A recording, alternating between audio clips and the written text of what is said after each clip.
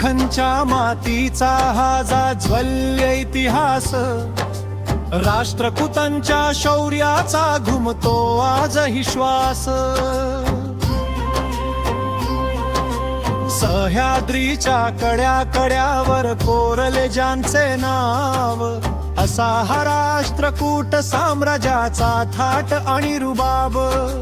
विजयी पताका फडकली नभी साक्ष देई कैलास, राष्ट्रकुटांच्या वैभवाचा हा अनमोल इतिहास.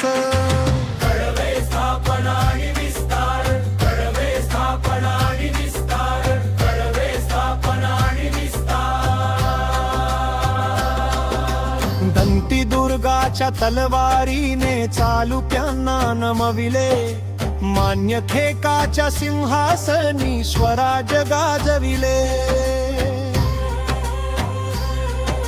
नर्मदे पासून कावेरी पर्यंत पसरली ज्यांची सत्ता, प्रतिहार अनपालांनाही वाटली ज्यांची भीती. अश्वदळाच्या टापांनी ही धरणी थरथरली, दख्खनची ही कीर्ती साऱ्या जगात पसरली. कळवे स्थापना आणि विस्तार, कळवे स्थापना आणि विस्तार, कळवे स्थापना आणि विस्तार. कृष्णराजाच्या काळात घडला दगडातून कैलास, एकाच शिलेत कोरला तो शिवाचा आढळवास. अमोघ वर्ष तो राजा जणू शांतीचा सागर, कविराज मार्ग लिहून झाला साहित्याचा ईश्वर.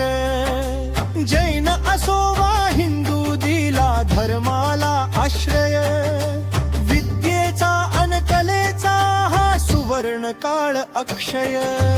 कळवे स्थापना आणि विस्तार, कळवे स्थापना आणि विस्तार, कळवे स्थापना आणि विस्तार.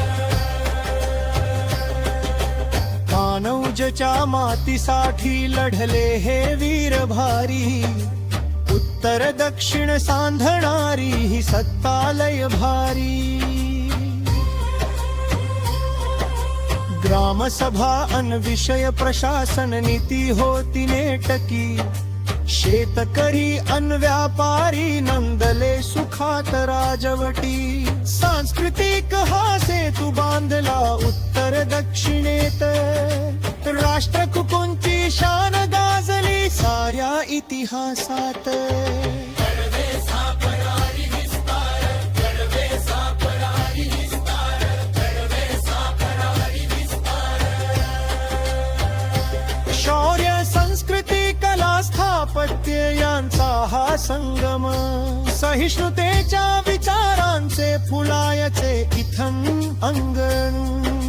जरी काळ लोटला, जरी सत्ता संपली, वेरूळच्या लेण्यात त्यांची मूर्ती आजही सजली. नमन करूया त्या वीरांना, त्या दैदिप्यमान युगाला, राष्ट्रकुटांच्या महानतेला, अंतरांच्या मातीला.